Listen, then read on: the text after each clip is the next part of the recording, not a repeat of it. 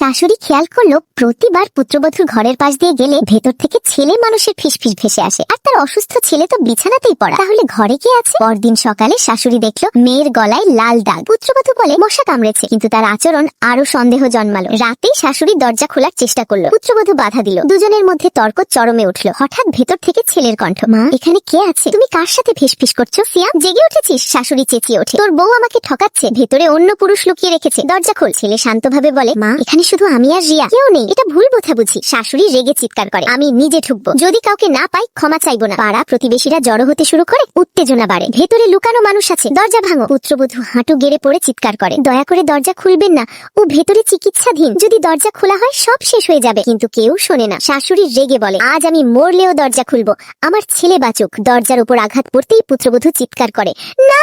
শাশুড়ি আর গ্রামবাসী ভেতরে ঢোকার প্রস্তুতি নিচ্ছে। এখন প্রশ্ন হলো, ভেতরে কি সত্যিই কেউ লুকিয়ে আছে, নাকি সবটাই একটি বড় ভুল বোঝাবুঝি?